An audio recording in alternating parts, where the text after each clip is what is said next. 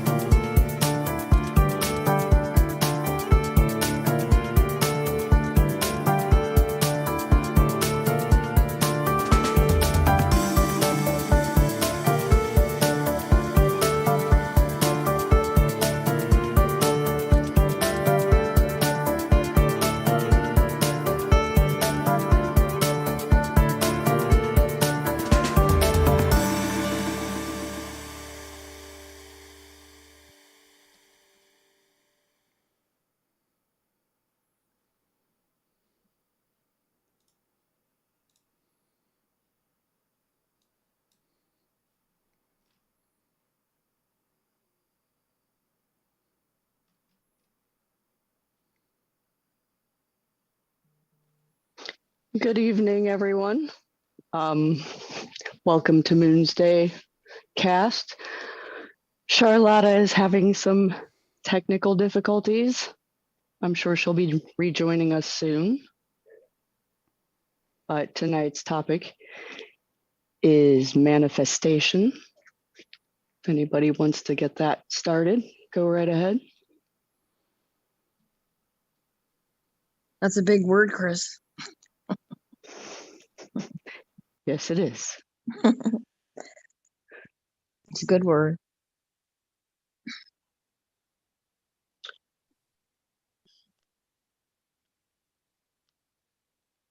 Oh, there she is.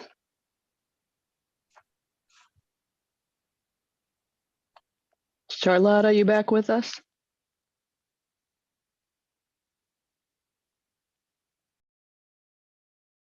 She's muted. Hello. Hello, we are here. Hello. And you are here. Good. And are we live? Yes, and we Yes. have said good evening to everyone and introduced the topic. If you had Oh. words you wanted to say before we started.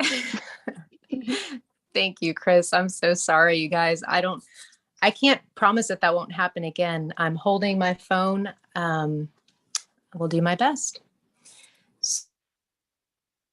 Maybe manifest a better connection. We can do that.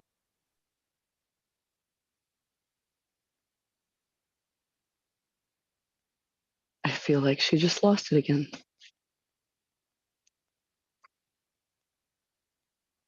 Well, Nancy, were you sharing recently something about your experiences with manifestation? Sure. Actually, it's like it's a fun and an exciting topic for me because I just have I have a memory of, I still like, wow, that if I'm that powerful, that's scary as shit. And then later, and that was like all unintentional, but it was like, but I was like praying and requesting. So how this started was I found out I was having twins. I was 27 when I was 6 months pregnant. So it was kind of scary. Didn't know, there were all these other things that could have been wrong. So found out I was having the twins. And when we shared it with my in-laws, oh my God, I was like, everybody wants to give you their horror story. So I was told all these things like, oh, you're going to have preemies and be prepared. You'll be in the NICU and you'll probably have to have, C-section. You won't be able to, I mean, everybody just seemed to really, back then anyway. And I just remember having this feeling when my mother-in-law said to me, oh, they're going to be small and they're, just be prepared. And it was like my whole body, mind, heart just said, oh, that's not happening. I mean, I was young, naive. I mean, and I was pretty strong, pretty in my pelvis, and for back then, really.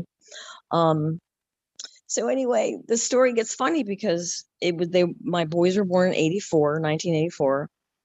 But then my twin sister found out she was doing 84. My older sister was doing 84. And then my brother's wife was doing 84. So we had 5 babies born from January 1st to August. I'm sorry, from January 14th to August 14th, which I thought was pretty cool. And out of all the babies, I had the biggest babies. And I went past my due date and no one else did. Nice. So in my pregnancy, I just stayed I talked to them and I loved them. And I felt like I held this ground inside of me that's just not going to happen. Well, I'm a twin and I'm a fraternal twin. I actually have identical twins, but Amy and I we were induced because my mom was huge. And yes, you do get huge with 2 babies, but she, we were like 2 weeks prior to our due date. So she went almost full term. She probably could have or would have. And we were in the 6s. But anyway, so my kids were in the 7s. I had a 7, 9, and a 7. And then all the other 3 were because 5 were born, were in the 6s. So I just thought it was fun. But it was in a time where I was a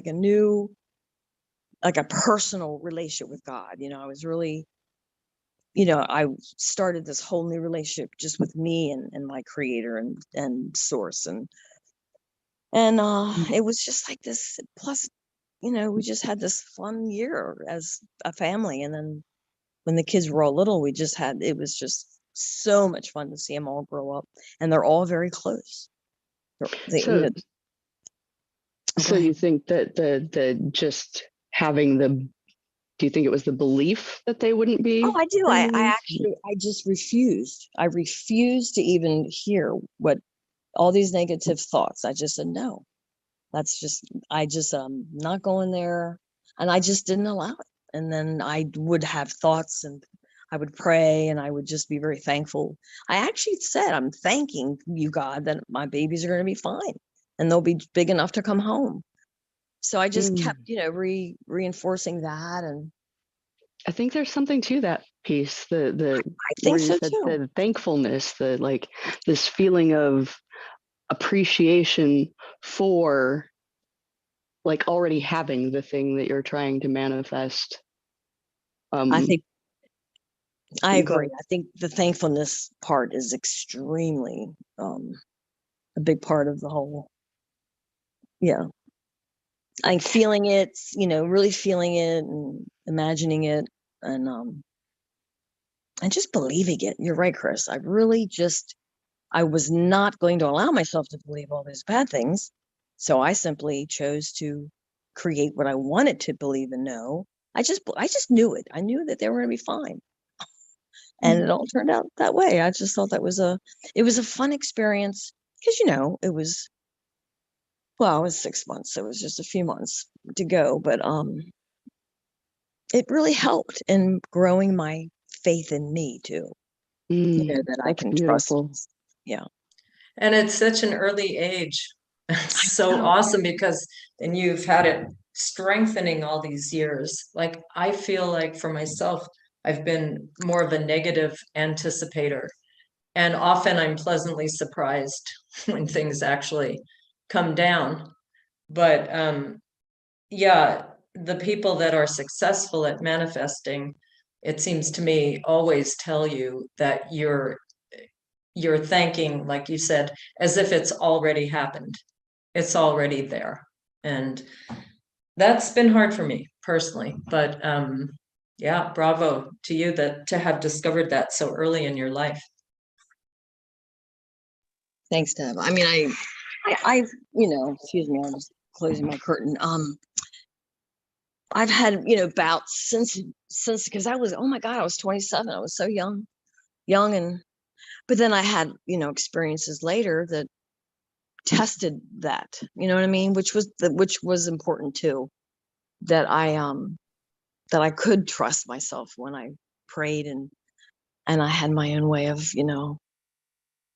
and the gratefulness has always been a part of it.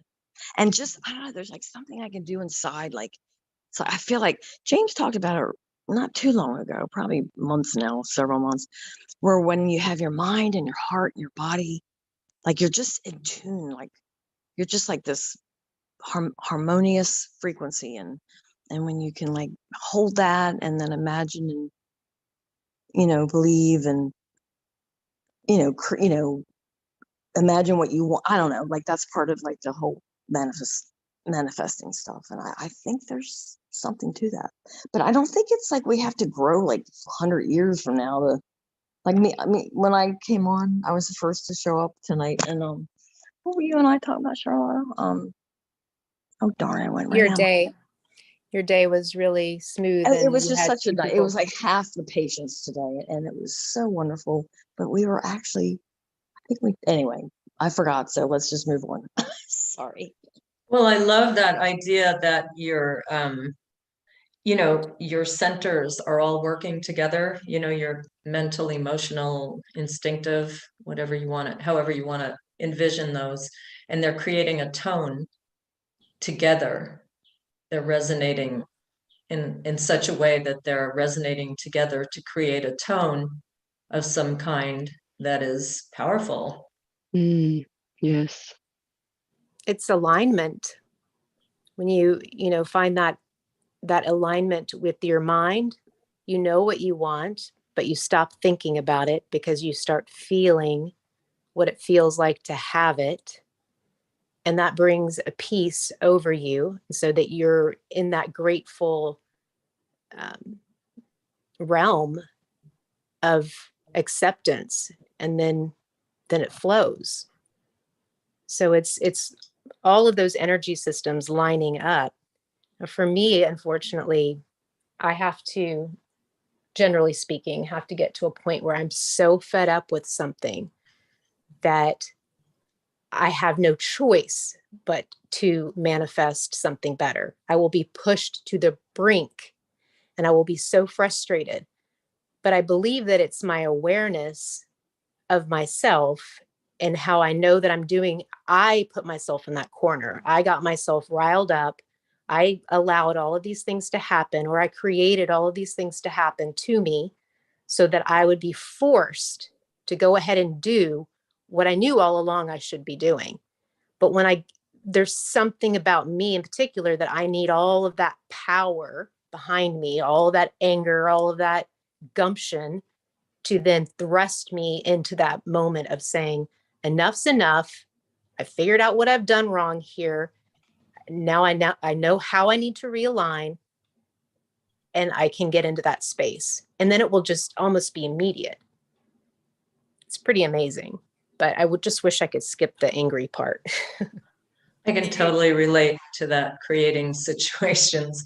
I think the situations that I have created that are the catalyst for me to catapult myself into a different place have been mainly unconscious and repeated patterns, especially in relationships. Getting myself stuck in relationships that I should probably not be in, from the sense of that they were nourishing and happy and not always, but there is that thread that goes through my life. So it's like the more aware you are of your unconscious, let's say, contents, like what happened to you when early on in your life that you may not be consciously aware of all the time. If you can get into that and find what like, for example, me, growing up with an absentee father, my father left really early, and just having no good male influences around necessarily, that set me up for a certain pattern in my life. So if I can be aware of that, and use that, then I'm more likely to not fall prey to unconscious manifestation, if you know what I mean. So I think the more aware we are, the better our chances of manifesting something really, good for us would be possible. Making the unconscious conscious. Mm-hmm. So you don't fall, so it doesn't have that power over you and create agendas for you that then you're going to have to mobilize all your resources and have to get out of it again. And it uses up so much energy having to get out of these things sometimes, and then you feel like you're starting all over again. So I personally would love to learn more how to manifest positively, or constructively or creatively, however you want to say that. You had said that before, Debbie, and Yeah. I want to tell you that I think that you're doing it. You're already doing it.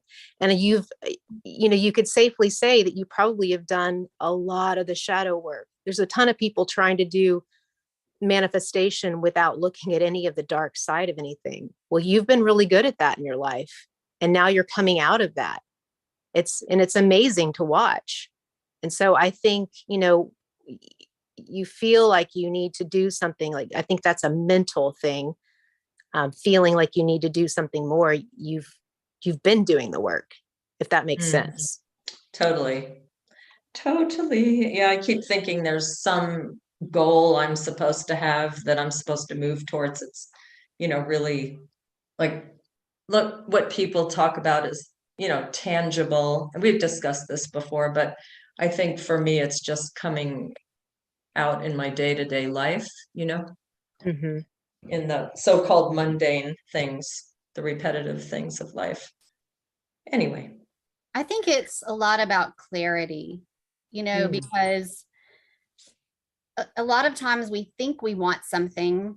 Oh, yes, I want that. I know I want that.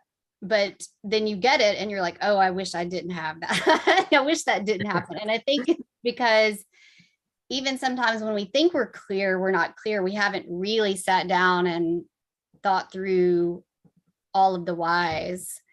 I've done a lot of work around manifestation over the years. And I think, clarity, taking an action step, and then letting go of the how or what it's going to look like is really the key. It's just like being okay in that in the moment with where you are, appreciating all that you have in each moment, but still allowing yourself in this dance of like wanting something and wanting and allowing and being in that state. And this is kind of a silly example, but I was talking with someone a week ago about my new property. It's like, oh, I need chairs. I need to go and get some chairs, like for the fire pit or whatever.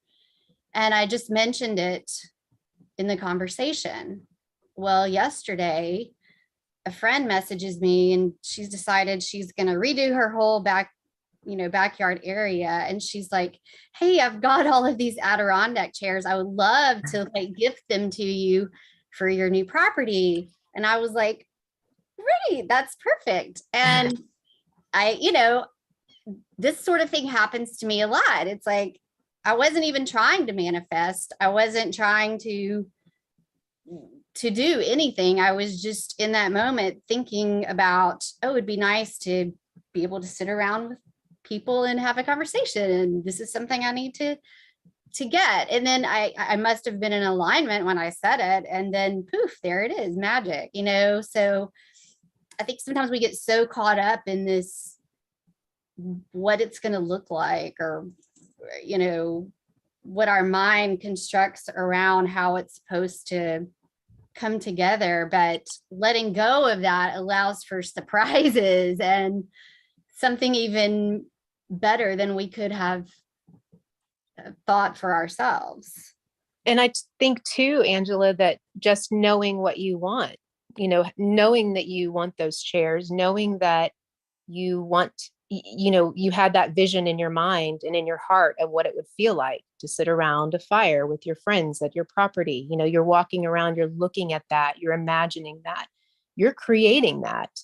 And so that intention is very strong. So when all you have to do is say the words, and then boom, you have a friend right there who felt, you know, you're not going to resell her chairs. You're not going to try to make money.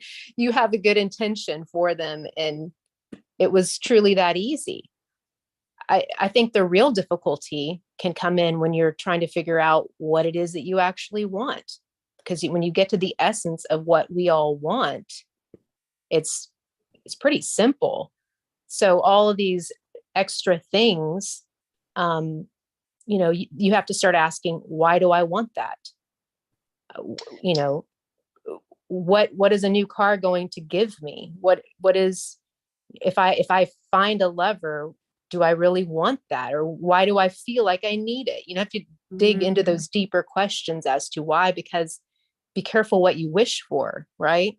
Absolutely. And I think in the superficial way that people out there try to manifest and are only focused on, you know, money or material things, and not that that's not okay to try to want or manifest, but it's, you know, I was thinking about this today. It's like, it's not the money they want, it's the experience the money will give them. You know, it's not the thing they want, it's the freedom to have the thing. You know, there's always another layer to the thing that they think that people, you know, we think we want to manifest. There's something deeper going on beyond just that even tangible thing that we can see and feel.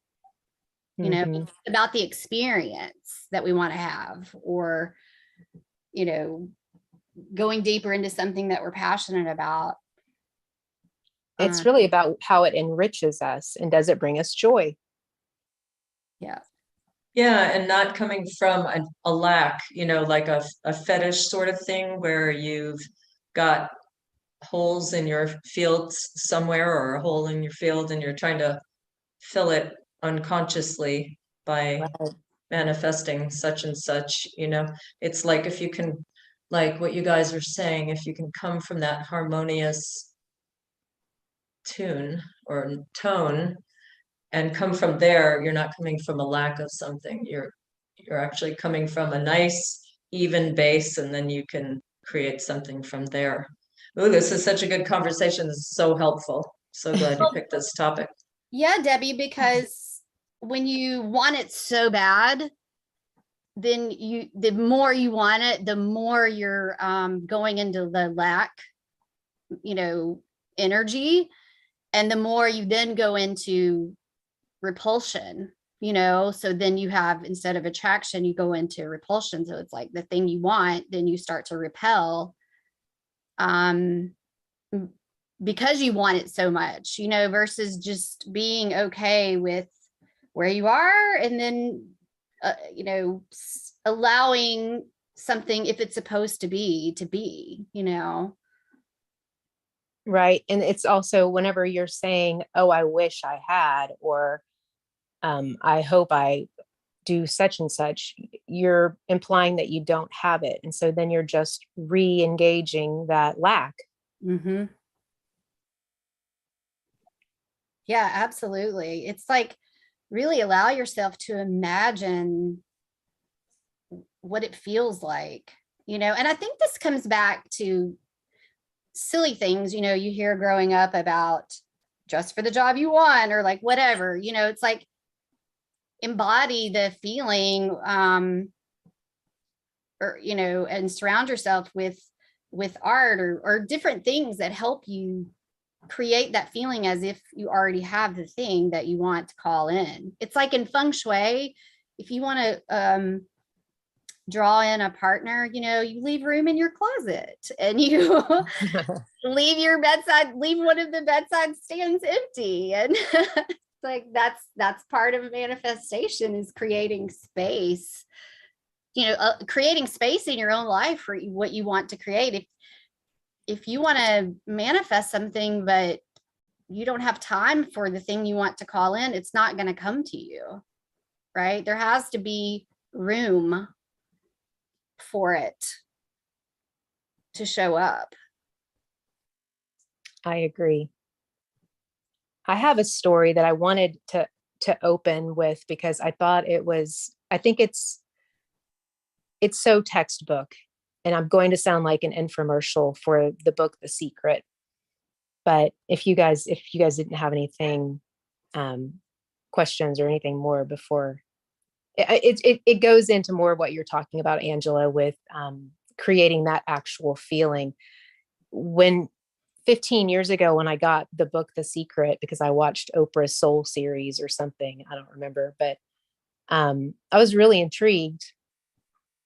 And I was driving a Jeep Grand Cherokee with no AC, needed suspension. It was beat up, problems. I had at the time I had two young kids, and it was a hot summer day, probably 105. And my oldest puked in the car from heat exhaustion. Now, so this is what I was talking about, like being fed up, being so pissed, just being over it.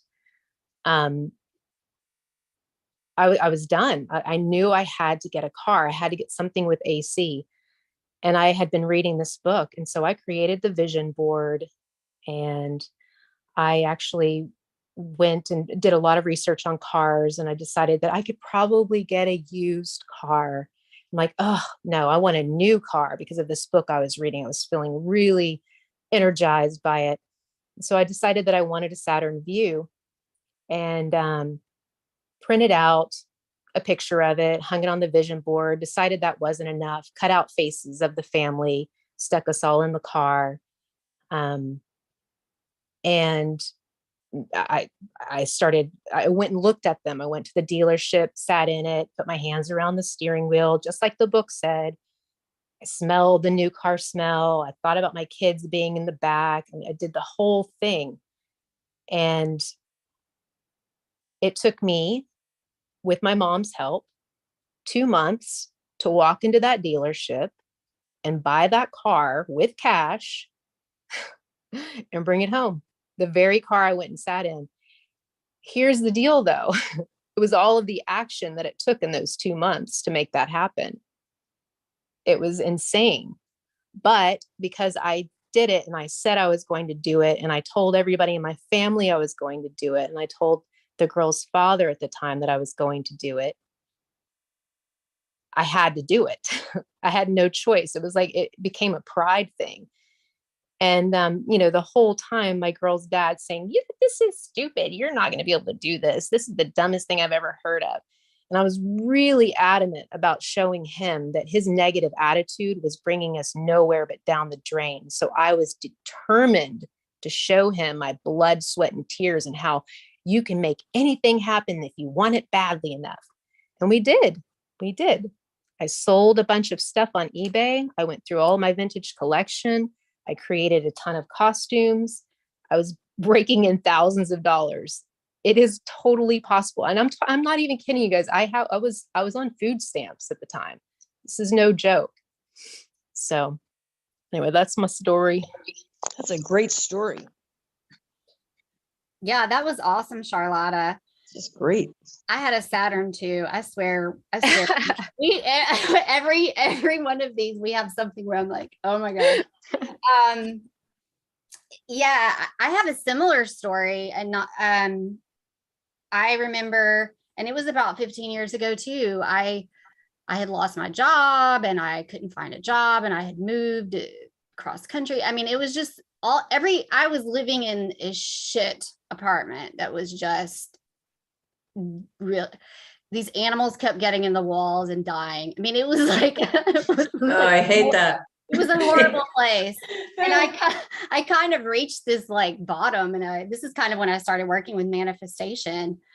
And I was like so far in lack, that I was like trying to pull myself out of this, struggle bus, everything is so hard belief mindset.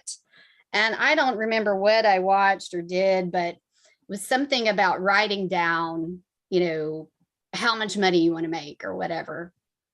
And, the power of, writing things down. And so I wrote down how much money I wanted to make.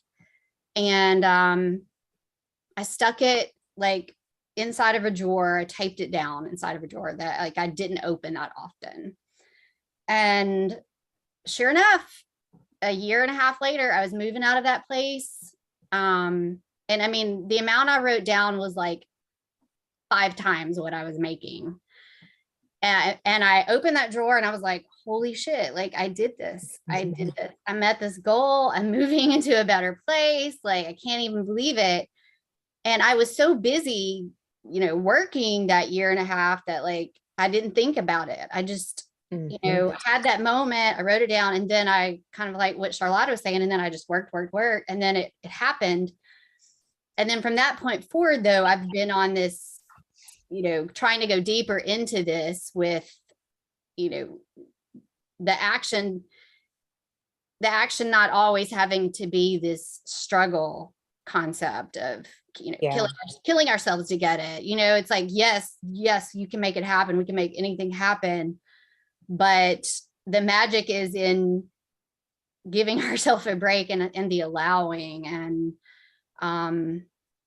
so I definitely can relate. And so that came from strife, again. So how, I guess what you're saying is what you're working on now is how not to come from that place of desperation. Mm-hmm. Yeah. And I think that's where, I mean, I'm kind of a believer in vision boards. I'm totally a believer. I every year I do a vision board, and I kind of make it like that's my art piece. And I always, I spend a lot of time, I create a ritual, and, I do meditation, and I think about, really get clear about what I want. And it's not just about physical, material things. It's about, what do I want to feel? Or have I not been working out? Do I want to work on my health? What do I need? And what do I want? Like really, really clear. And like, there were places I wanted to travel, so I would imagine myself in those places, and I would make my vision board around that. And I was creating like an art wall with my vision boards. And last year I realized, oh my gosh, I have gone everywhere on these vision boards. Almost everything on them has happened. And so I discarded of all of them. And I think a lot of it with vision boards is that it's getting into your subconscious. It's like reinforcing a new belief you want to create, because you're seeing it, even if you're not looking at it all the time, your subconscious mind is seeing it in the room, especially if you place it somewhere where you pass by it all the time. And then it's kind of reinforcing that. And then it's allowing that to come into your conscious reality. And then the next thing you know, there it is. So. Well, it makes total sense. For me, like I tend to resist things that are being promoted kind of by pop culture. So many people are into vision boards now. But what you're saying, Angela, is absolutely, I mean, and I know this, but it's like something in me just like goes against it because of that. So I should probably try one and see what happens, because it seems to me that if you can give pictures to your emotional, imagery, I think really speaks to the emotional part of us. And so it makes sense from that point of view. But yeah, I've just been resisting it all these years. Yeah, because the masses, it's become popular and silly and you can look at it in that way. But for me, that's why I like to turn it into a piece of art. And also the subconscious mind takes images very literally. Mhm. So, it's looking for ways to help us reinforce what we want ultimately. So it can help change a belief or a pattern by the reinforcement of us constantly seeing something. And so I think when we take time and we really create it from a higher state of consciousness, it can be a useful tool. I mean, I've certainly found it to be useful in my life. So Well, that's great. I'm glad you mentioned it because I've been thinking about it on and off. And a lot of times when these things are grabbed by it's kind of like Disney with magic, what Walt Disney has done to magic, you know, it kind of drags it down to this other level. And I Yeah. feel like that's what happens with things that can be very profound and useful in our culture. They will often get dragged down and made very, I don't know, pop. I don't know what to call that, but yeah, now I'm inspired. I'm gonna try it for sure. An I alternative to that. Oh, sorry. Did you want to go? no, Okay. you go ahead first. Thank you. An alternative to vision boards, I'm pretty deep into reality transurfing, and what they talk about is, they don't want or ask or any of that. They intend, and it's outer intention. So part of that is like envisioning like yourself in a movie scene, doing what you want or getting what you want, like seeing yourself in that position. So they talk about set and setting, and running slides, basically running the same slide over and over that has what you want in it, what you intend to get. And it's more action based a bit, but it has a lot of the same principles that Angela was talking about with like, set it and forget it, drop importance on the thing that you want as well. So remain kind of in a neutral state to avoid a pendulum of, not getting it or getting it absolutely, or you have to just kind of drop that importance while you run the slides continually, but not, thinking your life depends upon it. So not being in that state where, Charlotta was saying, like, she's so frustrated, it has to happen. That could work to your detriment sometimes.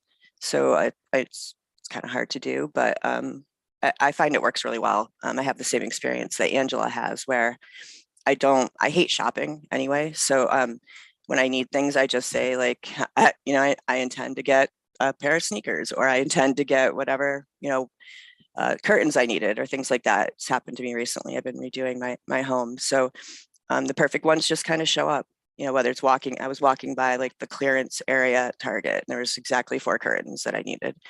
So just little, nothing huge, but just little things to kind of help you along your way. I think it's, if you kind of stay in that neutral state, they just kind of appear. Nice. I was gonna. I have an entirely different approach. Because y'all, I'm lazy. I am lazy, and just the amount of effort involved in a vision board is not me. I, but I've being lazy. I like to call it efficient, but you can call it lazy if you want. Being lazy, I found that other little super small things work in that direction for me. And I'll give an example. It's like this amount of trust or something in the universe, that the universe knows what I want because I'm continually putting it out there, even whether I'm thinking of it consciously or not. And that everything that is occurring is working toward that end, whether it looks that way to me or not. And in holding that sort of position, so even like a stupid thing like I had intended to get to the store or wherever by whatever specific time, and then traffic prevented me from getting there as quickly as I thought I would be able to, or just anything that would normally be considered like an obstacle. Sometimes I'll still get a little irritated for a minute, but usually it just, I stop and go, oh, well, the universe is just making sure I get there when I'm supposed to get there and not a minute before. And like if I wish I had a better example right off the top of my head, but any little hindrance, instead of looking at it like a hindrance, I actively turn it so that it's working in my benefit. It just doesn't look that way right now.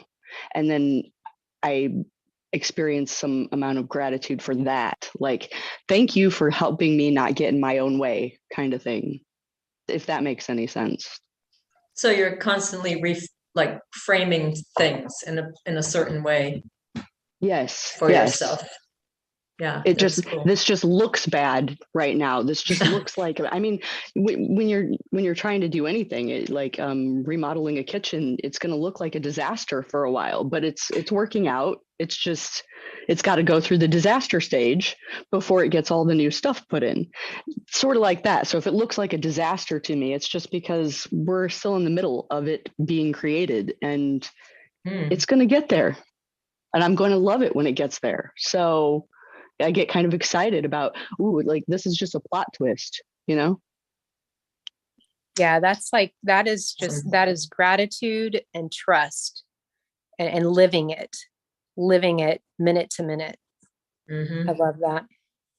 Yeah. I love that. I do that too, Chris. I mean, like the other day, I'm like, okay, great. I'm stuck on the interstate for like 3 hours. I'm like, okay, well, what can I do with this time? Like, this is like time being given to me. Speaking of time from last week, it's like, okay, so I can, read a book or listen to an audiobook. I can listen to a podcast. I can make some calls. It's like, the old me would get stressed, like, oh crap, I got to sit here for 3 hours, whatever. But just like Chris was saying, it's like each day, each moment is an opportunity to step into that place and just know that it's all working out. Like, maybe I didn't need to get there sooner because, maybe it's protecting me from having an accident. Who even know? But totally resonate with what Chris was saying too. Well, that way of thinking and reframing is also greatly anxiety reducing, because anxiety comes from, there's a polarity happening there. So if you can reframe, you're not going to have as much anxiety, that's for sure. So Annie, what do you call it? You call it trans? It's called reality transurfing. It's a lot of the same concepts that already exist in other ways, but there's a Russian man named Vadim Zeland that kind of started it, but it was pretty obscure and hard to find the books and things in, at least here in the States. So a woman, Renee Garcia, has like kind of started a transurfing institute and has kind of rewritten some of the information into her own book, and she does a lot of like YouTube instructions. There's also like courses you can buy if you wanted to take them. Right. But yeah, it's nothing, I don't think it's anything terribly new under the sun, but it's like a different way of looking at it. Yeah. Well, Joe Dispenza has something very similar. He's all about, because when you were talking about, like, I've done one vision board, and it was when I, first discovered The Secret. And but it was good. It was I now have more will, more energy, I guess, to, like what you were describing. Well, Angela, you do the vision board, or I think just as an art thing, that's really cool. However, I'm starting to see, because I use our minds is our vision board. So, but if it's something, subconscious, because our subconscious can be so mysterious. And I just think I'm just getting some great ideas from all of you, and I'm really thankful. But I do like what you just said too, Chris, because I like what everyone has said. But Yeah, what Chris was talking about is very much reality transurfing, because I'm way too lazy to make a vision board either. So that works for me. It's just to like do the movie projection in my mind. Yeah, and I do that too, and I love doing that. That's fun. The just doing a scenario in my mind with all the details of what I would like to foresee, whether it's in a relationship or, do you know what I mean, in a thing or whatever, or just a mood. It's funny how we can tend to do these things without even knowing we're doing it, but then we do know we're doing it because it's in us somehow, right? It's part of us, this whole, creating. Yeah, and I think the more you flex that muscle, the more it does become just natural. And it just sort of happens for you. I know, like for me, I've only been really doing this for probably maybe a year and a half, but it's just, I don't have to put much effort into it anymore. Awesome. I think it's important to work all facets, whether it's a vision board or art or writing. Like sometimes I'll just fill a journal with I ams. I am beautiful. I am powerful. I am, and sometimes I'll just repeat, and it's really interesting to go back and read it. So we're talking affirmations, right? To go back and read and see where I really, I guess, feel like I lack in certain areas. Like, what is it? What are the things that I'm repeating here? Not that it really matters, but it's interesting. But there's something about taking your physical body and using it to make it tangible, to see it. So it doesn't necessarily, of course, have to be a vision board, but it's kind of like remembering a dream. If you don't write it down, you won't remember it. So if you take these visions for yourself of what you want and you write it down, you're just another step closer to figuring out what it is you truly, really want. And from what angle are you coming at it from? Because if you're, again, if you want something, unless you really explore yourself, introspect on yourself and try to figure out why you want it, you may be wanting the wrong thing. So if you write it down, if you have a picture, something that you physically can go back to and revisit it, rather than conjuring up stuff from the airy fairy, it brings more solidity. It's a physical manifestation in itself. So I think it is important to do both. And they are muscles. It's muscles to force yourself to sit down and paint or write or cut out pictures from a magazine that appeal to you. It's an effort. And that effort is intention. And that intention becomes stronger the more power you put behind it. Yeah, I feel like I'm at a crossroads of my life right now. I know that, that's pretty dramatic. But I don't know. I feel like I manifested, my dance company and things that I was doing over the last few years. But I feel like it's time to, re-clarify. And I haven't yet, other than the day-to-day, like trying to, really be aware of myself and keep myself in a good state of mind as much as possible, using my vitriol for doing that. It's been difficult for me to come up with a vision, let's put it that way. And I think I've mentioned that before, but still working on it. But this is all very helpful, gives me some ideas. But you could focus on, you may not have a vision, but you may have a feeling that you want to feel. Yeah, I tend to be more, I guess the word kinesthetic, rather than visual. I mean, I am visual. I appreciate visual things, but to conjure up visions in myself is an actual visual vision.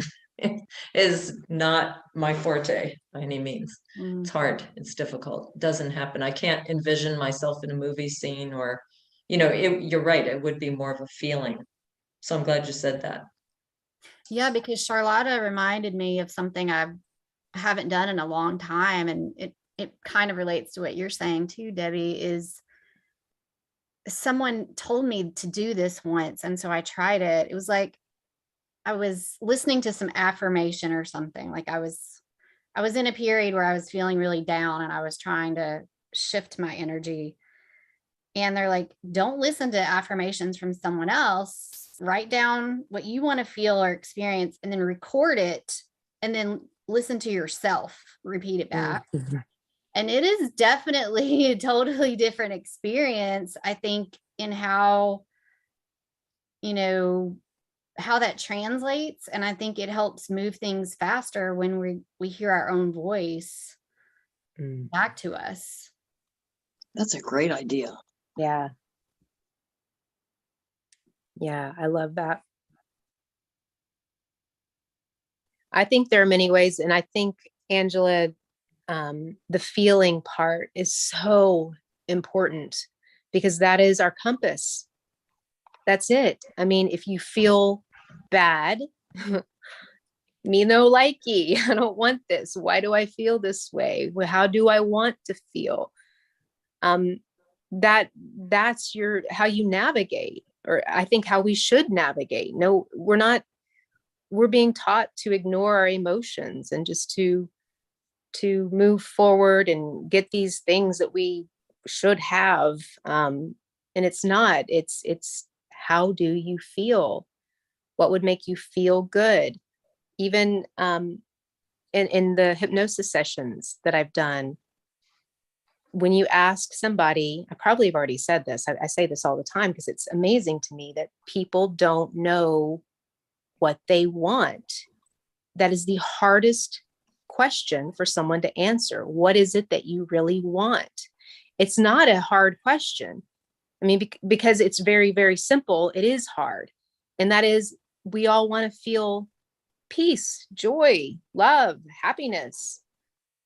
But instead, we're taught that we need things to make us feel that way. So then we search and we try to manifest these things at whatever cost, whatever, whether it's our health, our finances, whatever, when we don't need those things to get there. And so, yes, Debbie, when you say, what do you want to do next? I think you're doing it again. You're doing it.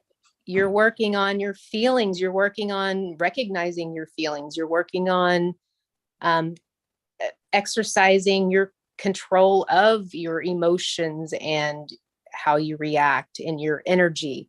It truly, it all boils down to energy work.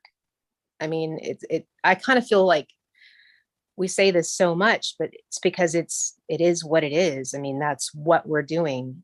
Every encounter that we have with anything is about our energy, and our emotions and our feelings are a direct reflection of what we're experiencing. So anyway, I feel like I went off on a tangent. Well said. Yes, that summed it up. I really want to grow. I want to become more conscious, want to evolve. You already are conscious. I am. Okay. I am definitely. Yes. Yeah, But it's an inner, my want, like, what do you want? They tend to be, my wants in that regard tend to be internal, rather than external per se. Yeah. I feel that too. And I think too, at night is a really powerful time to work on manifestation. Like not even work, but just I always, right before I fall asleep, because that's such a powerful time when we're going into, what is it, theta state, or I forget the brainwave, but I always just think of things that I appreciate, like from this day, I find like 5 things that I can think of, and I just allow myself to focus on that as I fall asleep. And then I always tell myself I want to wake up a certain feeling energized, which that doesn't always manifest, but I'm working on that. But there's just something powerful. I feel like I can rest better when I allow myself to find gratitude in the day and drift off into sleep from that mindset. Yeah. I've had times I was unable to get to sleep because I was just too busy gushing over all the freaking things that are amazing, and the seriously, that I'm so freaking blessed. I can't even begin to name all the ways that I feel super abundant. And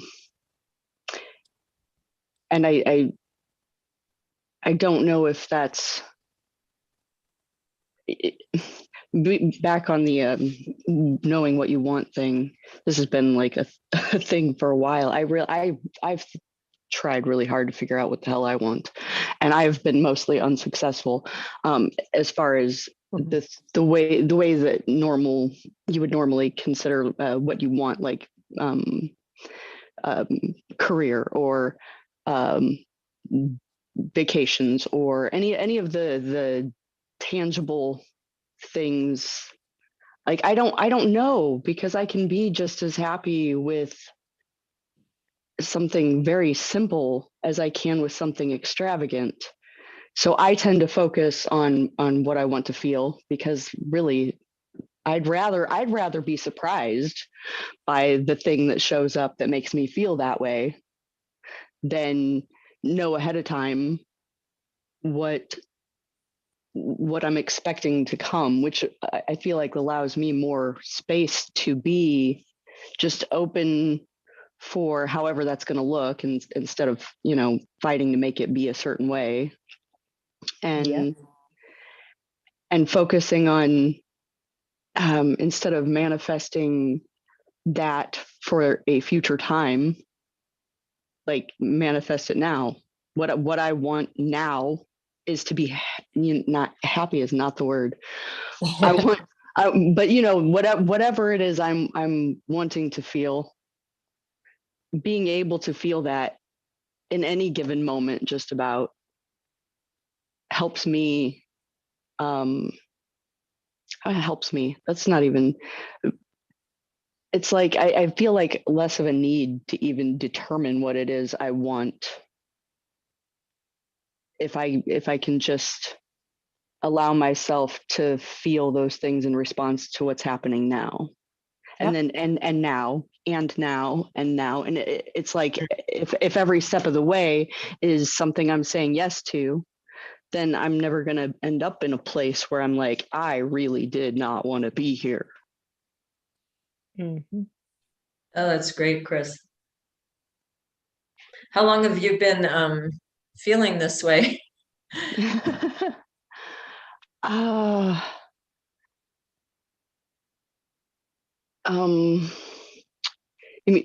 Wait, is the question sitting in that space?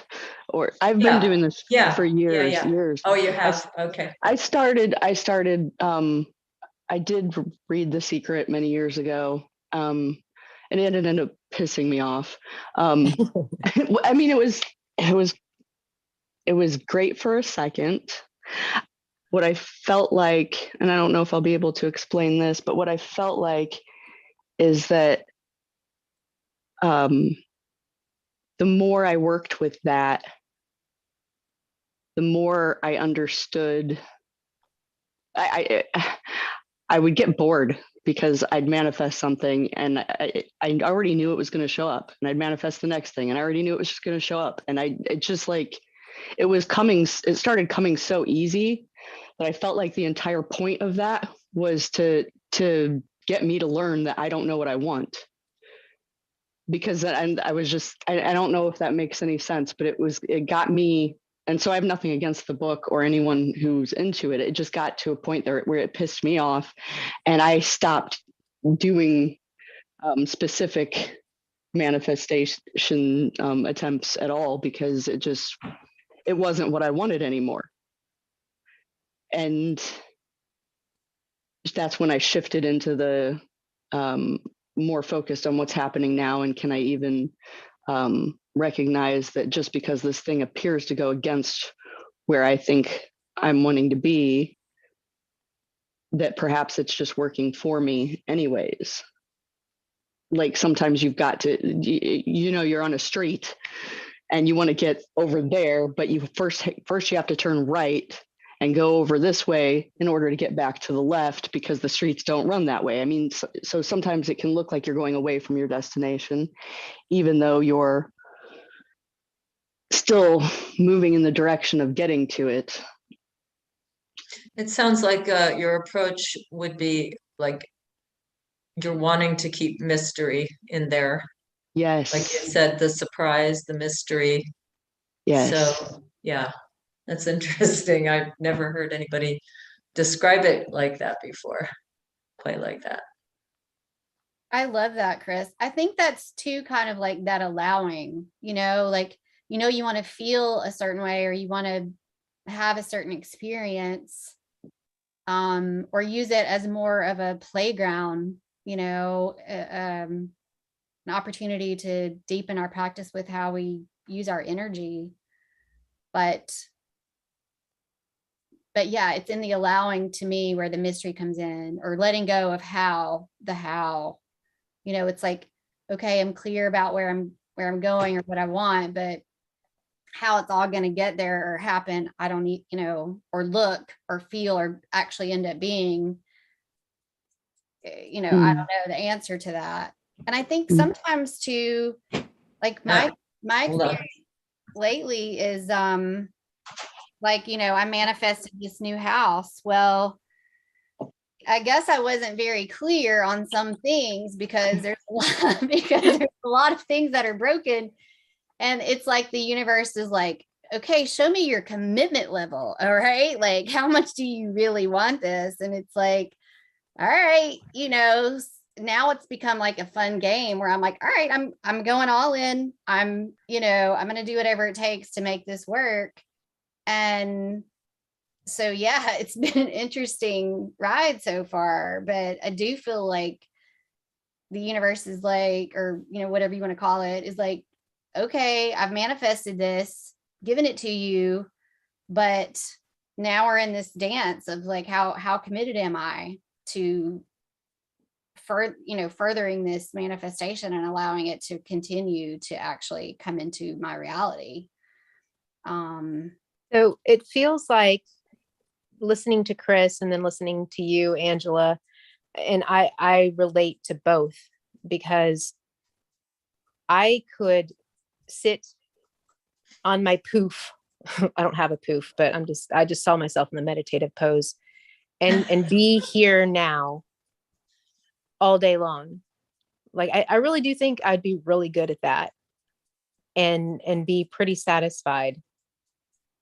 Well, until I got bored and wanted to go be active. And and I'm not saying that you're inactive, Chris. I don't mean it to sound like that. Not at all. But we're in physical bodies. We're here to do stuff. And I don't think that it has to be anything profound, but it needs to be entertaining, and it needs to allow us an experience. And I just think that we have the choice of what that experience is going to be. Is it going to be enriching, enlightening, engaging, or is it going to feel like, sloshing through mud? And it is up to us to make that choice. And this is where, we get to choose how we are going to look at it. That is, Chris describes beautifully. Chris, I think you and I would have fun sloshing through mud together, actually. I know. Yes. Yes.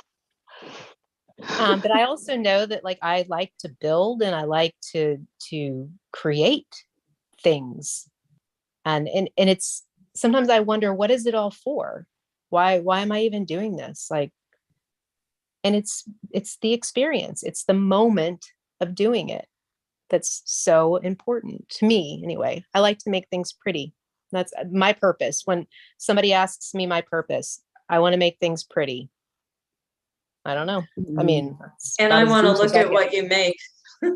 That's what I like to look at pretty things. I can make Yeah. them up to a point, but I do love to look at beautiful things. So anyway, I was going to say that I had like a wish that I would have more friends that I could talk to, like I'm talking to you guys right now. And it wasn't even really something that I made as like something I wanted to manifest. It was just more like, oh, it would be so nice. And I think that was why I got into activism for a little while, maybe 3 years, something like that, 4 years. And just found that, yeah, there were some really cool people, but it still wasn't the right kind of resonance that I was hungry for. But I see now, like this conversation is exactly what I was wanting to manifest, although I did not put it so much into words. So I just Oh, want to say that. cool. You Yeah. did it. Yeah. Same here. Mhm. That's amazing. Yeah, I mean, to me, it's like, why would we have this ability, if we weren't here to play and have experiences like what Charlotta was saying? I mean, to me, what Chris described is when you're in the flow state and things just happen and you're just like moment to moment, but it's fun to create those intentions and see what happens, and it's kind of a game, but a fun game, to see how it works out, or, oh, I'm going to try this different next time, or this looks totally different than what I imagined. And that's cool. I mean, I think when people get too, I don't know. I mean, this is an interesting thing because a lot of people in this manifestation talk about, oh, you need to get so specific and you need to drill down, but then, then you're setting yourself up to lose the mystery and lose some of the unknown, or you're setting yourself up for disappointment, because it didn't turn out like you thought or wanted. So I think all of that is great though. Focus on the feeling, then it's, I don't know. Yeah, but even the disappointment, you thought you wanted this, you got it, and now you're disappointed because you thought it would make you feel different than it did, or whatever the case is. It's like, there's information in all of that, and it's beautiful to get all of those experiences. And so the like you said, to actively manifest something is fun. And as long as it's fun, keep doing it. I just hit a point for me that it wasn't fun to do that. And so I moved into a different realm of the same thing of I'd rather give me the surprise, give me the adventure. And I recognize that, any good adventure has pitfalls and obstacles and whatnot. And I prefer to feel at least a little bit of everything. So and who knows? And I could at any point in time find it fun to intentionally manifest specific things again. So I don't feel like there's any hard and fast rules to any of it. It's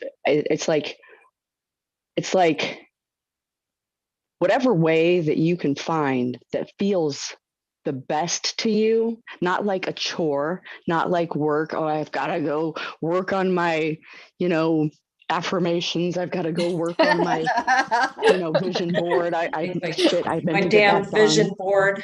Yes. If that's how you're feeling about it, that's I like am.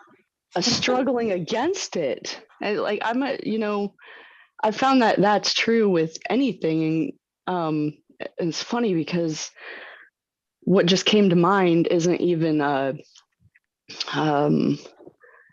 I wouldn't have thought of as any sort of manifestation before this conversation.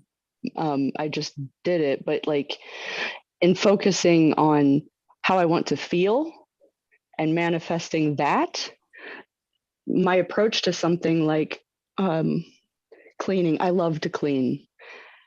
There are certain days though where I would, or even just moments, it doesn't even have to be a whole day actually, where I'll be like, oh, I got to do the dishes. or even I've got 1,000 things to do and they all need done. And I start stressing myself out and feeling the opposite of what I want to feel. And sometimes I'll just put myself in a timeout, like sincerely, I'll sit down and refuse to move until I feel better. Like first thing I'm tending to is my energy, how I'm feeling, my frequency that I'm putting off.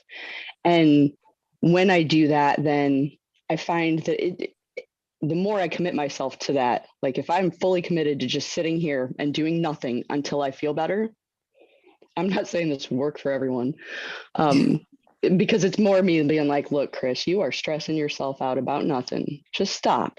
None of this has to be done today. All of this will still be here tomorrow. The world will not end if it doesn't get done. What are you freaking out about, hun? And I'll just talk to myself like that. And I'll find that in 20 minutes, I'm like, oh, I get to go do the dishes. And I can go enjoy taking care of the dishes instead of suffering the chore of getting them done. So I just, in that 20 minutes of tending to how I'm feeling, made it so that I could go enjoy that, what might have been considered a task just a few minutes before. And I mean, actually enjoy it. That is profound. And I totally relate. And it's where you're coming from in yourself when you're doing something. So if you're coming from, well, what Freud would call the superego, like you should do this, you should do that, the critic, that is in all of us, the tyrant, then it's going to be so unfun. You're not going to enjoy it. It's not going to be sensual or pleasurable in any way. But if you can shift your attention to another part of yourself, like what sounds like what you do, Chris, is you become like a good mother to yourself. It's like, that's okay, honey. You can just sit here for a while and relax, and you don't need to get all upset. And, it sounded like you were talking to yourself like a good mother, kind of, a nurturing mother. And then after a while, then you would be more like in your heart or your feelings, and you would then be able to have a different experience of what you were doing. I totally relate because I have very strong tyrant that lives within me, and I have to knock it off often in order to, and I can see how my parents have it very, very strongly, both of them, and it has not ended well for them in terms of their contentment or sense of well-being or happiness, so it's I can see where I got it from, and I'm sure it goes back a lot farther than that, but man, it's a You're breaking the force. chains, Debbie. I love it. Yeah, it's I definitely feel like I have to be a warrior in order to do that. It requires that kind of ferociousness. But Yeah. you recognized it. You're aware. That's Yeah. amazing. And you're still working. You not giving up. It's incredible. No. I saw a meme yesterday. I meant to save it and send it to you guys because it was about manifestation. It was like a lady standing in a pile of flip-flops or something. I'm sure you guys have seen these go around. It's like, I asked the universe for abundance. I got abundance, but I didn't got it in shoes or whatever. Like, those are pretty funny, but it kind of happens that way sometimes, It's like, Oh yeah. that's not exactly what I meant when I said abundance. That's funny. Yeah. So Chris and everyone, I can relate because I talk more to myself now in a more constructive way. Just experiencing more self-compassion. It's taken years, but I was just thinking, or it just came to me when just listening to everybody. Everybody is just so amazing. Just, I feel very I'm just amazed and feeling very blessed to be in this crew, just to be in your company, because like you were saying, Deb, just to have this conversation is just, it's a miracle in itself, really, in a way. Um, um, so just I sensed, I saw you just when you sit down, Chris, you just sit down and you're like, I'm gonna get myself back fully in my pelvis, and I'm gonna check everything. I just think that's so beautiful, and I can relate because I'm doing more of that, and just having more gentleness and more. It's gonna be all right, Nance. You know, it's, and just with even with the aging things, you know, that's coming, it's all good, and everything is for me. I'm like living day to day, like everything is for me, no matter how it looks or feels. And I just really feel, I know that sounds so, God, that sounds so. Don't beat yourself up. It sounds Thank good. you. I was gonna I say, feel that. I mean, I really feel that way. And it's almost like hearing it. I'm going to do what you said, Angela. Tape myself, listen to myself, which isn't real easy to do. So that'll be a good practice. Thank you. Yeah. I'm glad we're all here too. I was really, I wanted us to have like girl talk, like real girl talk. So I like this. I think this is what girl talk should sound like. Notice how we're not gossiping about anybody. Wow, it's amazing. No, I totally, I don't know what, you know, I totally hear you on that, Charlotta. This conversation just feels just right. I have to say that I had 2 performances this weekend after not performing for like 3 years. And, you know, with the girls that I work with, there's like 6 of us. And I was not really looking forward to it. I was like, the main reason I did it was because I feel like it's kind of, well, because I'm the best dancer. I have to, you know, and I've taught everybody like, I mean, I think we need my energy in there. And that's just a fact, you know. Yeah. Maybe I'll reframe it soon, but for now, that's how I'm feeling. So I'm like, okay, especially the first performances after 3 years. And so I was kind of like, oh, geez, I'm too old to be doing this. You know, you don't have to say anything, you know, the rest of you. I'm just saying, this is my mind talking. And I'm like, you know, especially because my style of dance that I do, it's not really classical. It's more like, sometimes it can be like a pretty girl kind of dance, you know? And I'm like, oh, geez, you know, how am I going to pull this off? And then I got to these gigs and like everybody else looks like, this sounds terrible, but everybody else looks so bad in the public. I mean, oh my God, just the fact that I'm not in a wheelchair and, you know, I'm able to move my body, and I'm like, hey, this is good enough. You know, I just think it's kind of funny. I had, that's real girl talk right there.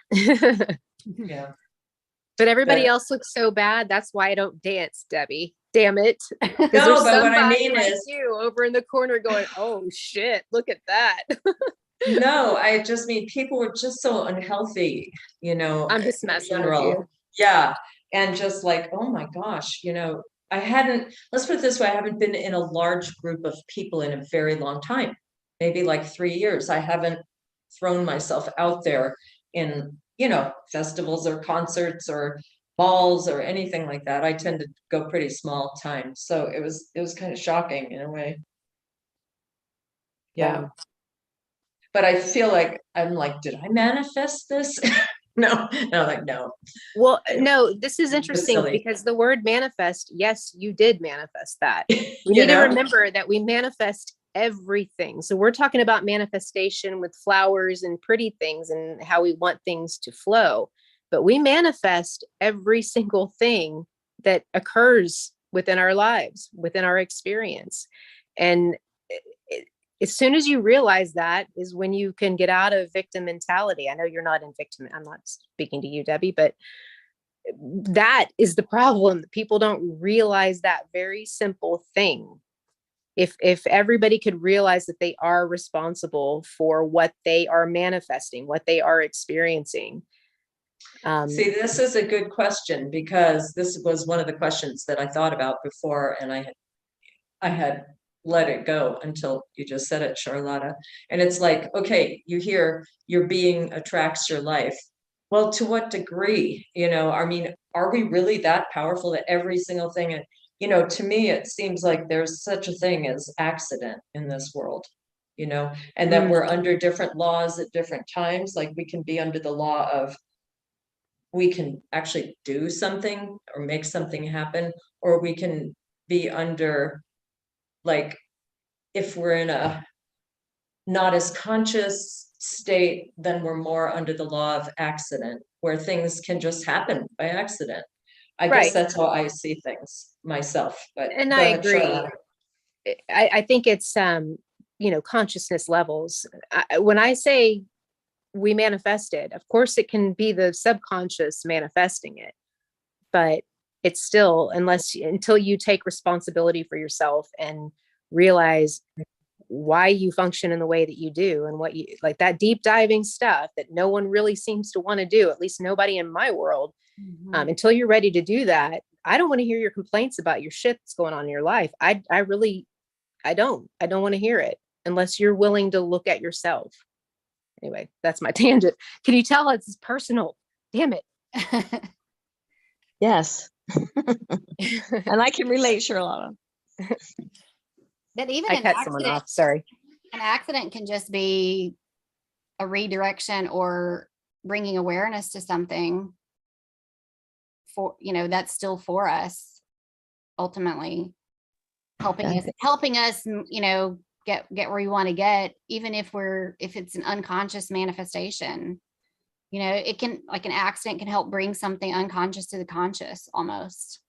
I guess I don't mean an accident. I mean, like, accident in general. It'd be like, I forget who it was, but it was in the dream conversation, and somebody had a dream about something, or maybe it was intuition. There was an intuition, but it was about somebody, might have been you, Angela, somebody completely unrelated to you, and you had was it you?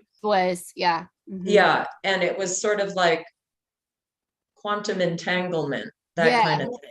That's what I'm talking about. Like co-creation also, like, on a different level. Yeah. I mean, that's kind of what I thought you meant. It's all, but it's like out of our awareness, and then it's coming into our awareness, either through a dream or,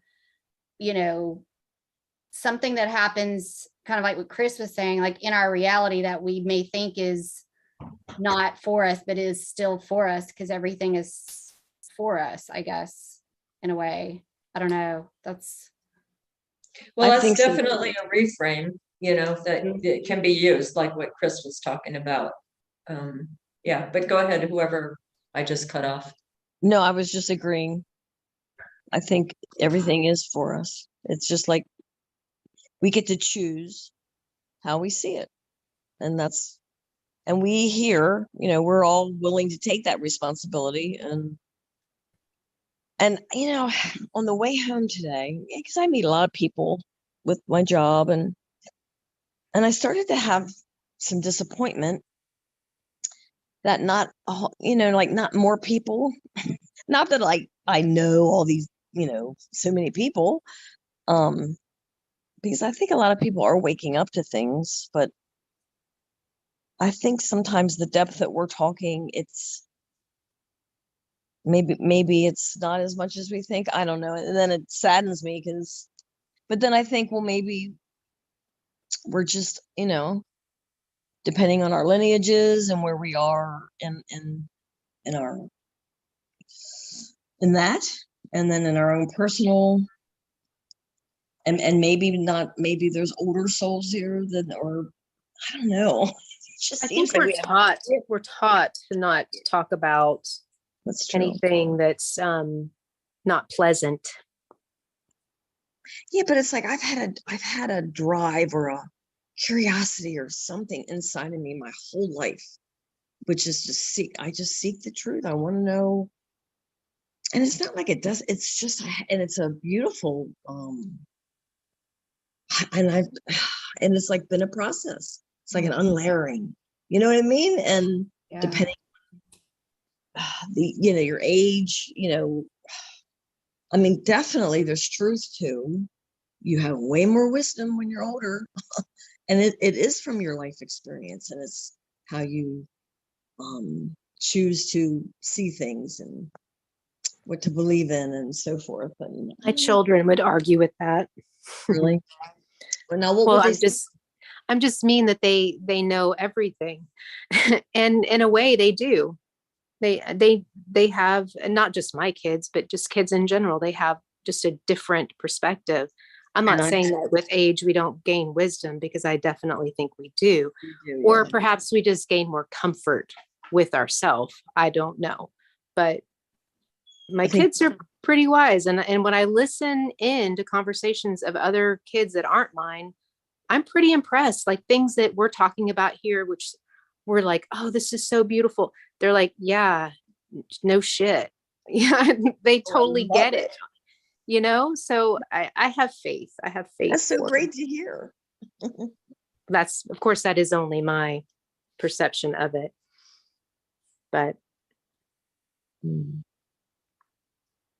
So to go back to, I think, I don't know who, somebody was talking about being in the body.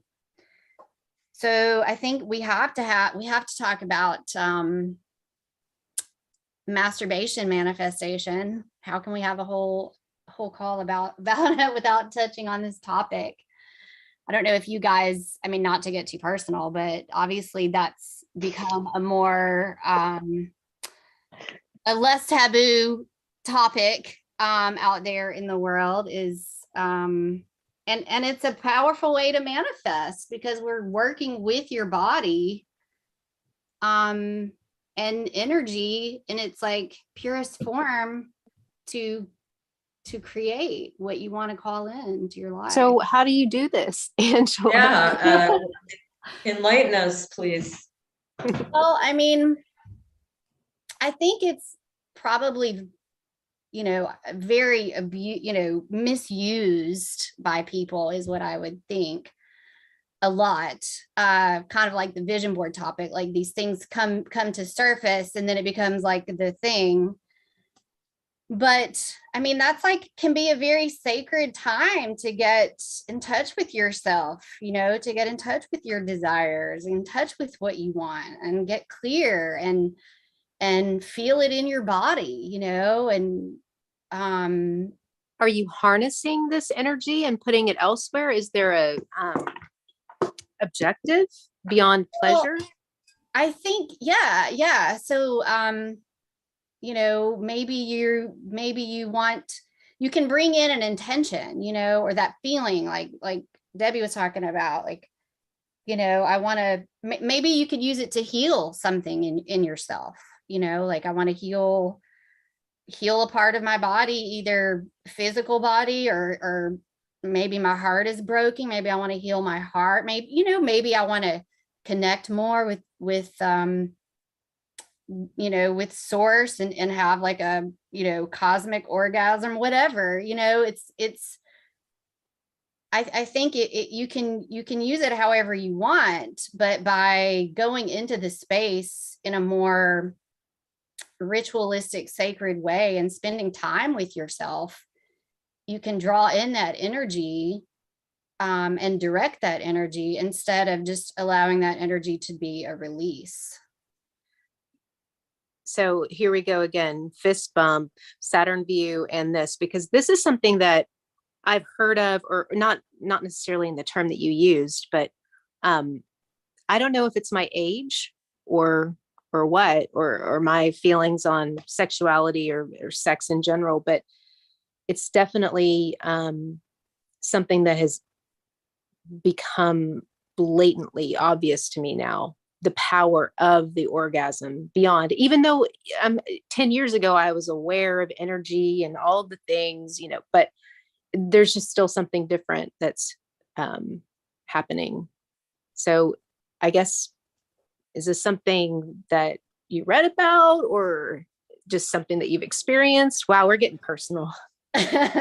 Well, all of the above, you know. I mean, I haven't done any formal training like in tantra practice, but you know, it's a very intriguing topic for me that I've explored, and yeah, and I think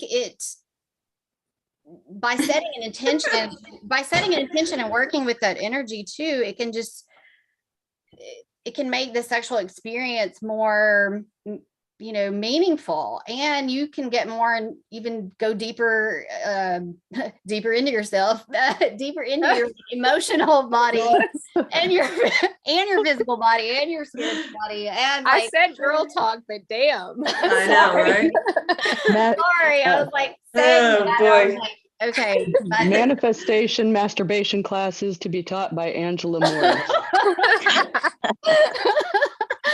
But you know what I mean? Like, our body We know what you gives mean. us messages, and we want to tune to hear those messages, right, in our everyday lives. And that's one way to kind of activate that and work with that energy so that you become more in tune with your body, and the messages that it's giving us when we're not in that state.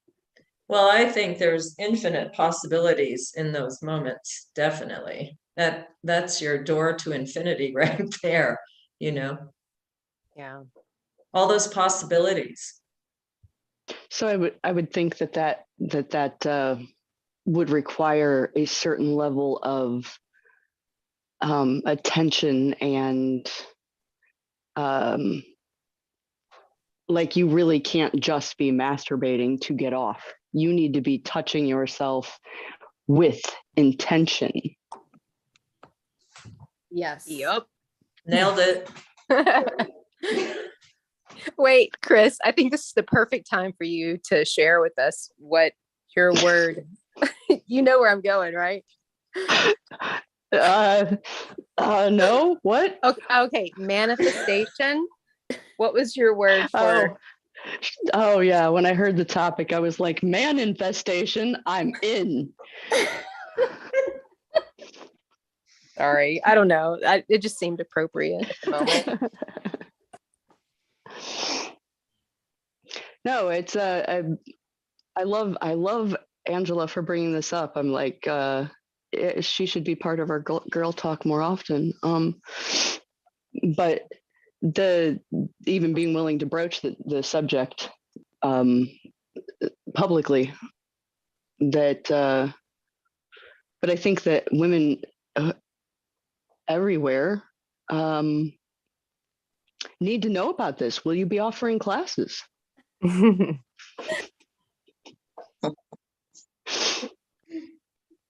don't think I'm there yet, but I will take this into consideration.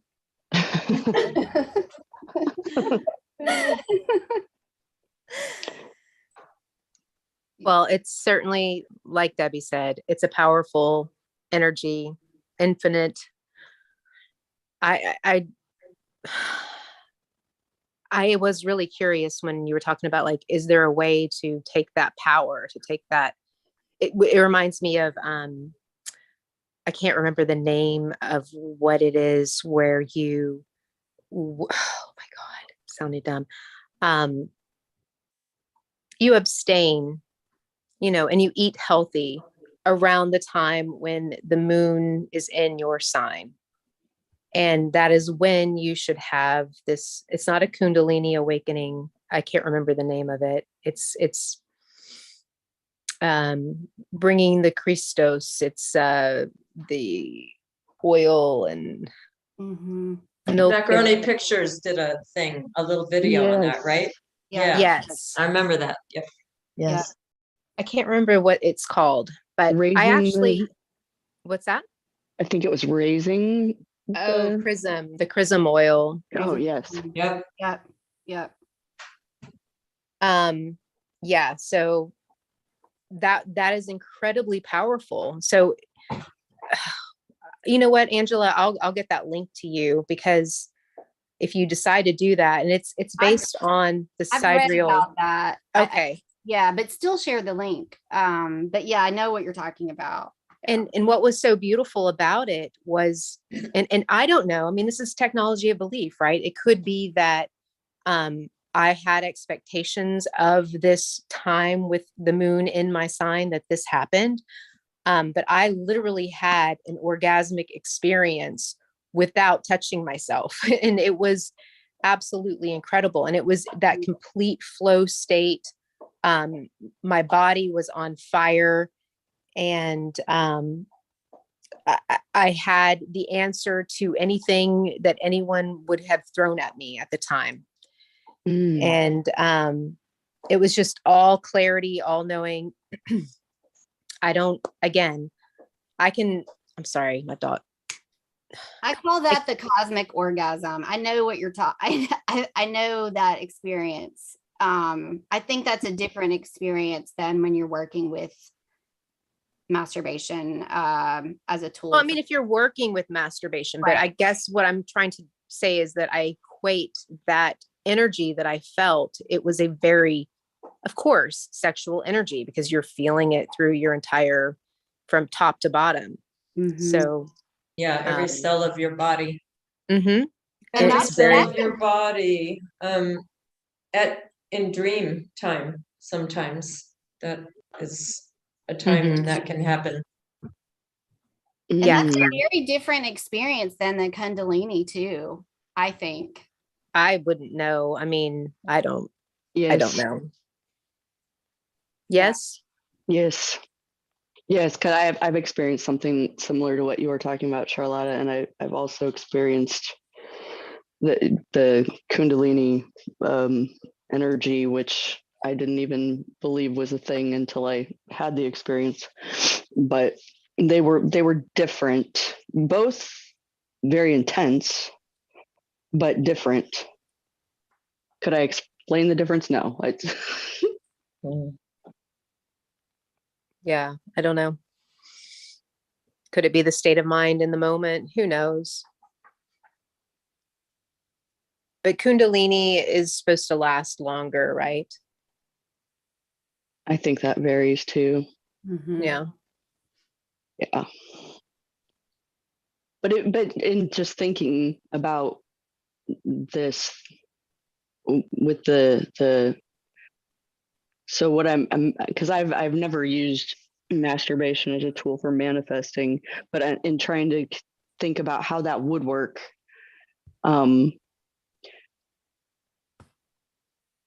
given the like you said, the sensations that occur throughout your body, it's almost like you're bringing all of your cells to attention and imbuing them with that desire, and then what I'm assuming you would be focusing on what you're trying to manifest as you climax and release. Yes. So it's like turning the speakers on in every cell or something, so that it's louder or more just more intense in that way. I could see that. I think it's a way to move energy too. Move stuck energy in the body. Right. Yeah, Yes. Totally. I could see that. Absolutely.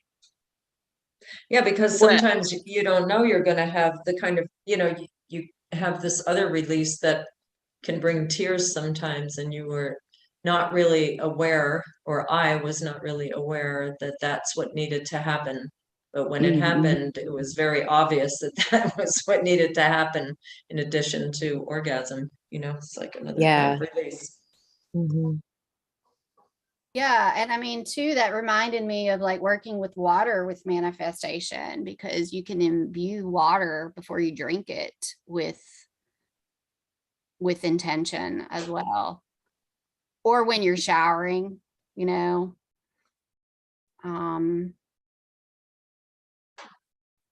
You can imbue every step with intention. Yeah, exactly. Yeah. Aren't we freaking amazing? I know. I already wrote that in the chat. I said, yes, we are. But that was a couple minutes ago.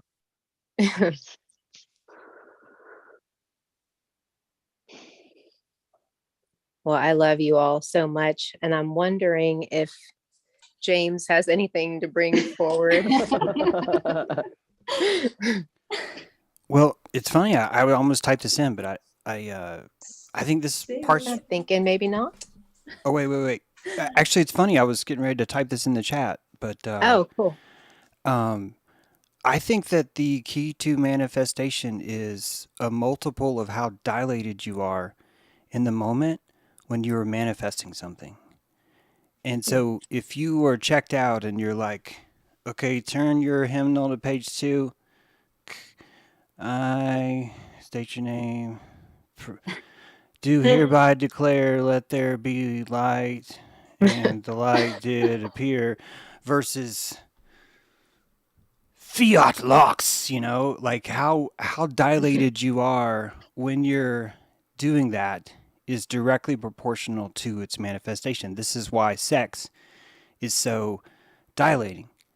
You are opening a stargate, you are pulling a conscious antenna out of that slop, you are putting it into this new place. It requires that much dilation for that kind of magic to be pulled. So the presence that we all want, what we also want is the ability to manifest our own wake, the ability to carve through the waters of space-time and elicit a field where we manifest that reality. This is what being an adult is. This is what being mature is. This is what having these energetic portals in your body means. I remember being able to have intercourse with my wife, and we would not touch each other. We were like hiking in the swamp I just have not been there in so long, but we were hiking in that swamp and we were like just inches apart. And I just remember feeling the magnetics between like her womb, like her ovaries and my balls, like that. Those two things had their own gravity. I remember having an orgasm. I remember she having an orgasm. She could have been making up, who knows? But I remember that happening. I remember being so moved because we didn't touch each other. We spoke about it for days. We were just like, that's incredible. And I kept laughing because I really loved to touch her. Like just touching her was really awesome. It wasn't about I didn't want to do that. I just found that there was this flow state that we could both be in, and the sex was like happening under the table, like while we were eating, while we were talking to other people. It was a constant ebb and flow of electricity. It was for the first time I felt like I started to understand what tantra is about, because it's not really. You only think it's sex because your resolution is 8-bit, but you're going to 32-bit now. And you realize that it's really more like a mutual dilation. And each of you open up a gate in the other person. And so you create this magneto where it sort of amplifies so much so that you could create an entire new life form with that creative circuit. Yeah. Wow. I love that. Yeah, Beautiful. it's beautiful. I cannot sit and say, I'm thinking of a blue triangle and visualize a blue triangle. I can't do that. I've worked hard on it. I wrote a book about one of the characters was taught how to do that from a very young age, and she was able to visualize whatever shape she was put up there. And I've always assumed that I could do that until I actually tried. I cannot do that. That's not how I navigate my crystal palace. It's an emotional attachment. It's not a visual one. I don't have an emotional attachment to a blue triangle. So I can't make it manifest. I can't do it. But I can go anywhere. I can go to the forest and smell the peat moss. I can look at the owl shit on the tree and go, holy shit, there's probably an owl right up above me, and boom, there's an owl. Those things they're not visual. They're presence dilated, shifted by the event itself, that it like echoed through me. And that's not a visual thing to me. So manifestation is, to me, more geared in the torque of finding that memory, but in the future, right? Like tapping into that memory of the future and like really being there. That seems to be what law of attraction is about, is learning how to really be there. So you're not really attracting something that you want, because that's not really being there. It's more about bringing yourself back into that vortex of constantly carving your destiny, to where you find that you're always surrounded by things that serve you perfectly. You know, it's a different kind of science then. Like attracting what you are. Yeah, I don't think you could do it any other way, right? Yeah. Because if you were not dilated, I think some of us could probably create a hypothetical and attract things to that. That's a really good question. The mechanics of that are fascinating, Angela. Let's look into this visor over here and see. Bing. I don't know. It's a good question, right? It's this technology belief. I wish we were always talking about it all the time, you know, like, hey, what'd you try today? Man, I tried to do this and blah, blah, blah, you know, and we were just, if that was like what we talked about, we'd be doing so well right now. Yeah. But still, it's essentially about becoming aware of consciousness. If you have an outcome that you desire, or even a feeling that you want in the moment, in order to get yourself to a place where, like Chris said, she would go and sit with herself and nurture herself until she's ready to feel the way that she wants to feel. You have to be aware. So how do we, well, I guess we don't, but I guess my intention is to help other people get to the place. And if they can't, or to get to that place of being aware of themselves and being aware of this bigger picture and how it all feeds into itself and each other. And if you can't envision a blue triangle, if someone can't, then how do you navigate or help? Well, never mind. You don't help anybody else. You help yourself, and that's it. But it's a great question. That's why I think we should be talking about that more, because we've all been freelancers in the art of imagination as a child. All of us have been independent contractors, you know, imaginating whatever we can throughout the day. And not once has there been like a imagination Olympics or an imagination class, you know, where maybe we even start to, what is the difference? Is there someone in the room that can actually visualize a blue triangle? Or is it everyone just thinks they can? Because, yeah, I could do that, but they haven't actually really tried to do that. And the test would be much like playing. Can I make this piece of bark look like a battleship in this creek? How long can I make that reality hold, right? The weld bubble inside this reality is that this piece of bark with the ant is the captain. He's got a little hat and he's riding the submarine of this piece of bark down the creek. That could be a 2-hour welding bubble of imagination, or it could be 3 seconds. The power for you to stay in that bubble, I would say, is the power of this law of attraction thing, or the closest word you can come to it, because you're you're in pure flow state. You're enjoying the art of pretending, of imagining, Mhm. and that doesn't have a result. Its action is enough, and if it's enough, you will be dilated. And when you're fully immersed, you are the kraken pushing that submarine of ants down the river. You are a giant squid creature dude. Who knows what you are? It doesn't. It's all completely at your disposal at that point. Sex allows you to have the same thing. If you were intimate with a partner, you were imagining with them.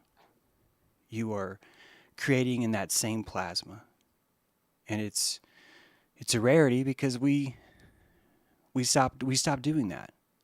We stopped imagining together.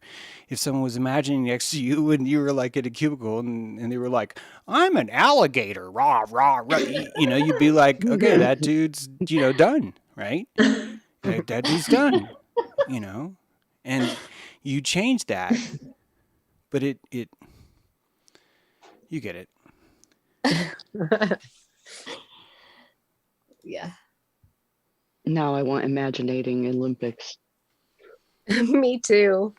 Yeah, how long can you hold that bubble, right? How long can you play with this Barbie doll? How long can you play with this toy plane? How long can you play with this skateboard? How long can you play with this 1971 Volkswagen camper top? Do you understand? Everything is the toy. Everything that is tangible in this world is your toy. And we take them far too seriously. And just like a child would, right? Just like a child would. Completely devastated because the fire truck's gone. Where the fuck is the fire truck? What are we going to do without the fire truck? Your whole world is melting now. And that shows you how much prana the child was able to put into that device. He's seeing the terror of it. He's learning magic in his tears. He's like, oh my God, the dog buried my Chewbacca. Where did the dog bury it? This yard is huge. I will never find it. And the dog won't tell me. And you're tortured for months because it had all that prana. You put all that prana in it. That's why relationships hurt. That's why when it's a bad breakup, you have to get rid of all the prana, right? What in this house has prana from that person? You're isolating yourself bit by bit by bit, because this is how powerful imagination is. We're literally charging with plasma all of these toys, all of them. That's witness. Yes, it is, isn't it? The teddy bear witness. And other people sense that. The flight attendant senses something's not right, and she finds a teddy bear. Why? Because she's felt the psychic devastation, right? That's about to unfold. She sees the rift in time of this child. Why? Because that child has put so much imagination into it that the ripples cut through the aluminum of the plane and hit the flight attendant in mid-stride. And she's like, open the above head door. Oh, look, here's a teddy bear. Wait, I remember this kid. Boom, boom, boom, boom, boom. You get it. All that is imagination. That's sex magic. Do you understand? It really is. That is actually sex magic. It's just that when we get into adults, we find it harder and harder to imaginate, because we can't say I'm an alligator. You have to be a sexy alligator. Then you can do that stuff, and sex is the doorway into those same kind of imaginational powers.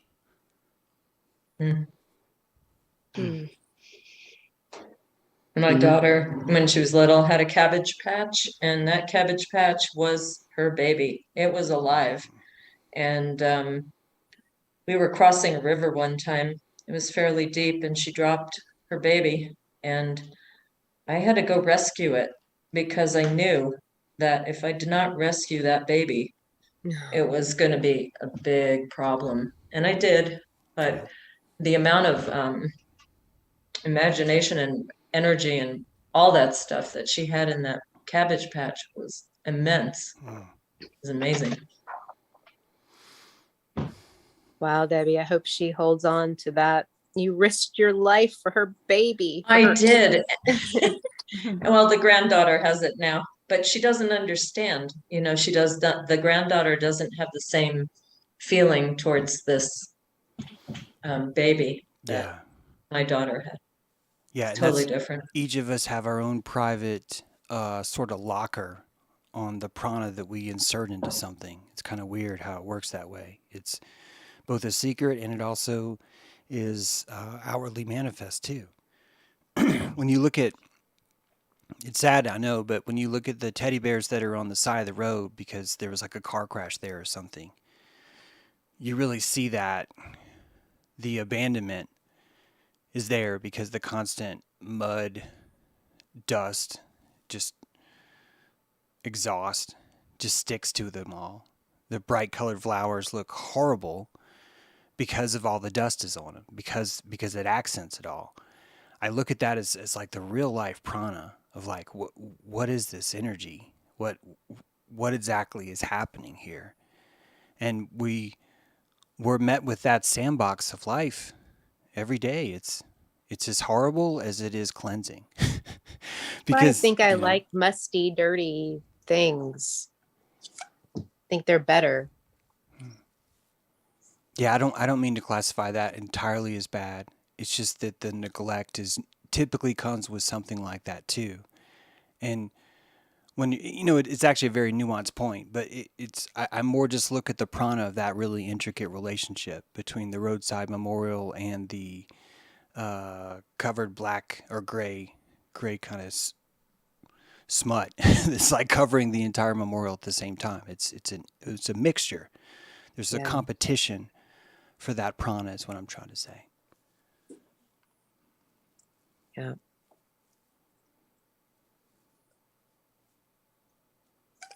Well, I'm like finding myself wanting to seek counseling, but we're 3 minutes out. The talking about private prana and conjoined prana with a relationship, I think that's why I probably veer away from relationships in general, not just lovers, but just in people too, because I have an understanding that they're not going to ever totally get me and I'm never going to totally get them. And so sometimes it feels almost embarrassing to even try.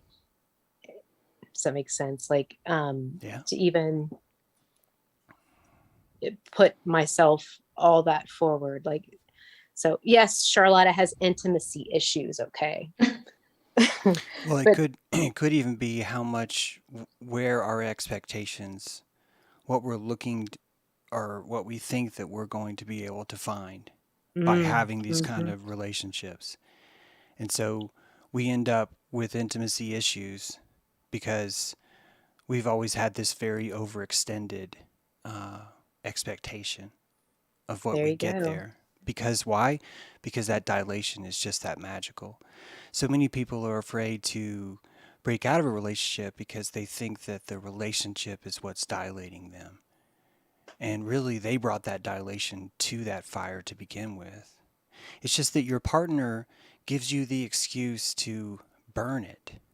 You're burning that candle for someone else now. And we have to learn the value of our own company. And until we do, we need relationships because they make us bloom. They make us try harder. They're like, should probably put some pants on. Like it probably would just be more respectful if I like had pants on right now, and you automatically start to just attune yourself more. It's a crutch, but it's a beautiful crutch, isn't it? Family does that to us. I think it's why families keep us together. So anyway. Wow. Lovely. Thank you all so much. Thank you, Yeah. James, as Thank you. always. Thank you, ladies, Yes. all of you. Such great. Wonderful talk. Just want to sigh. That's what I'm doing. Just awesome. Mhm. All right, I'm going to play us out. Okay. Thank you. Good night, everybody. Good night. Thank you so Good much. night. Awesome.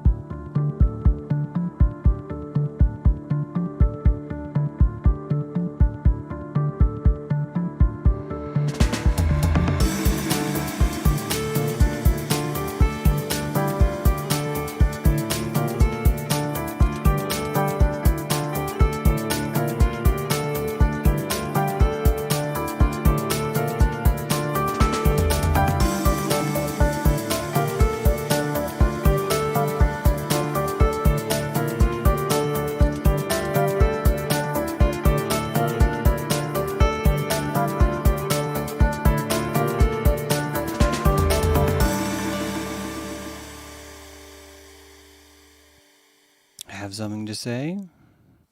Consider joining us sometime on Dojo Earth Radio. We have MoonCast on Monday, hosted by Charlotta.